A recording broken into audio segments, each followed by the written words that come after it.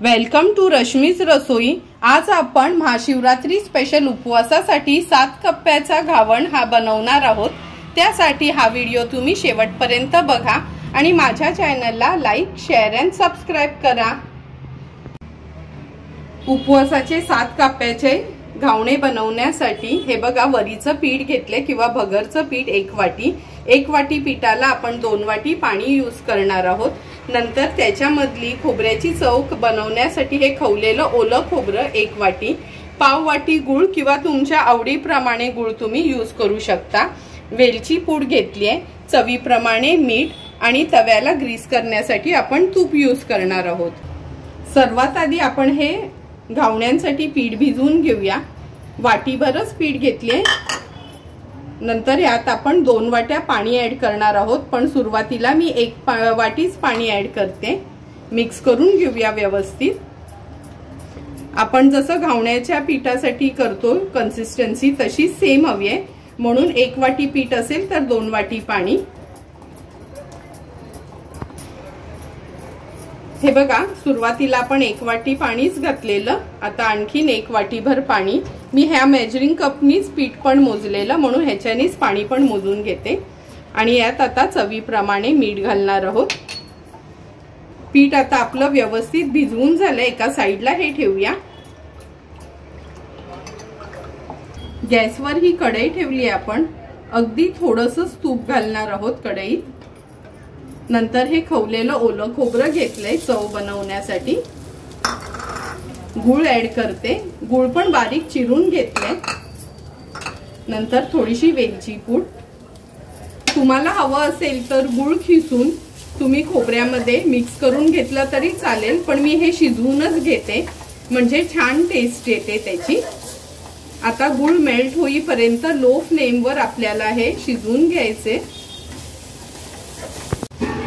हे बघा, खोबऱ्याचं सारण किंवा आपली ही नारळाची चव तयार आहे। आता हे एका प्लेटमध्ये काढून घेते आणि आता घावण बनवायला सुरुवात करूया। पीठ आणि चव आपलं तयार आहे। पॅन पण व्यवस्थित गरम झालाय। मी हे तूप थोडं मेल्ट करून घेतलंय, ह्याला ग्रीस करून घेते। तुम्हाला हवं असेल तर तुम्ही तेल देखील वापरू शकता। नंतर हे पीठ व्यवस्थित आपल्याला असं मिक्स करून घ्यायचं आहे आणि ह्याचा घावण टाकून घेणार आहोत आपण। घावण टाकताना गॅसची फ्लेम हायवर ठेवायची आहे आपल्याला।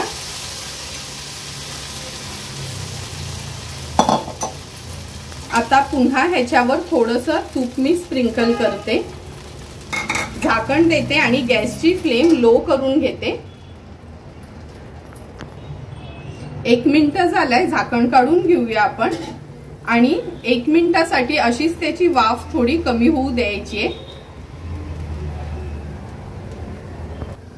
हे बघा, आणखीन 1 मिनिट झाले। गॅसची फ्लेम मी आता मीडियम केली। ही जी खोबऱ्याची चव किंवा सारण आपण जे बनवलंय ते व्यवस्थित एका बाजूला स्प्रेड करून घेऊया। आणि आता हा आपला घावण आहे। हे बघा, वरीच्या पिठाचा घावण असून पण किती व्यवस्थित तो झालाय, तुम्ही बघू शकता। असा आपल्याला हा फोल्ड करून घ्यायचा आहे। नंतर पुन्हा तुपानी किंवा तेलानी ग्रीस करून घ्यायचंय आपल्याला पॅन। लक्षात ठेवा, घावण घालताना गॅसची फ्लेम मीडियम टू हाय वरच ठेवणार आहोत आपण। पुन्हा एकदा हे पीठ व्यवस्थित मिक्स करायचे आणि आता साईडला घावण घालतो तसंच हे पीठ आपण घावणसाठी ऍड करून घेऊया। पुन्हा ह्याच्यावर थोडंसं तूप स्प्रेड करायचंय, झाकण देऊया आणि आता गॅसची फ्लेम आपल्याला लो करायची आहे। 1 ते 1.5 मिनिट झाले, आपण झाकण काढून घेऊया।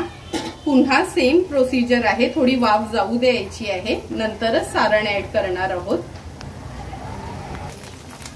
हे बघा, वाफ त्याची थोडी कमी झाली। हे खोबऱ्याचं सारण आपण ह्याच्यावर स्प्रेड करून घेऊया। कमी जास्त तुमच्या आवडीप्रमाणे तुम्ही हे स्प्रेड करून घेऊ शकता। आता आपल्याला ही जी बाजू आहे इथे हा घावण असा पलटून घ्यायचा आहे। हे बघा, म्हणजे 2 वेळा आपलं झालंय। आता पुन्हा ह्या साइडला तुपाने ग्रीस करणार आहोत आणि पुन्हा त्याच पद्धतीने हे पीठ आपण घावण्यासाठी स्प्रेड करायचे। लक्षात ठेवा प्रत्येक वेळी हे पीठ व्यवस्थित मिक्स करून घ्यायचं आहे। आता पुन्हा झाकण देते आणि गॅसची फ्लेम लो करते।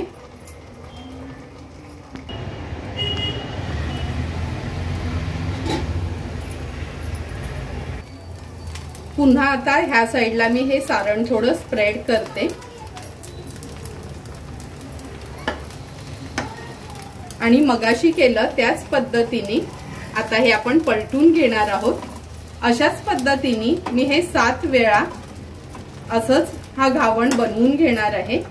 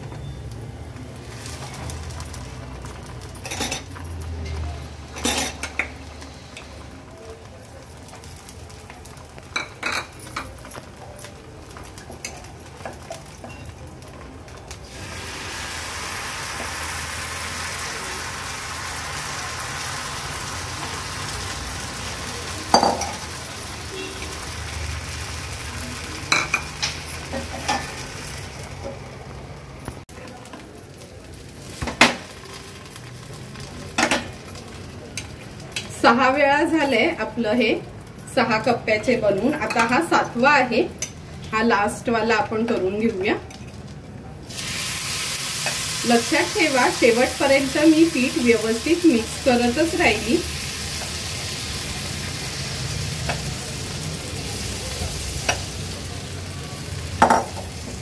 आता पुन्हा झाकण देते।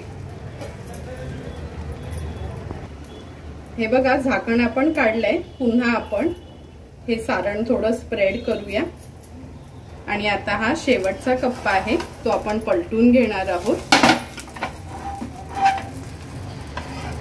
तुम्ही बघू शकता सुंदर असं आपलं हे उपवासाचं 7 कप्प्याचं घावण तयार झालंय। 1-2 मिनिटं फक्त ह्याला वाफ काढूया आणि नंतर काढून घेणार आहोत प्लेटमध्ये। हे बघा सुंदर असं सर्व बाजूनी आपला हा 7 कप्प्यांचा उपवासाचा घावण तयार झालाय।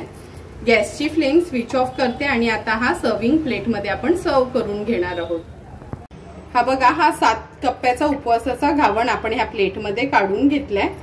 थोडीशी वाफ कमी झाली की ह्याला आपण कट करून घेणार आहोत। सुंदर असा उपवासाचा आपला हा 7 कप्प्याचा घावण तयार झालाय। हा तुम्ही यावर्षी नक्की महाशिवरात्रीच्या वेळी घरी बनवा आणि मला कमेंट करून सांगा की तुम्ही बनवलेला हा घावण कसा झालाय ते। जर तुम्हाला मी बनवलेला हा व्हिडिओ आवडला असेल तर नक्की माझ्या चॅनलला तुम्ही लाईक, शेअर अँड सबस्क्राइब करा। Thank you for watching my video.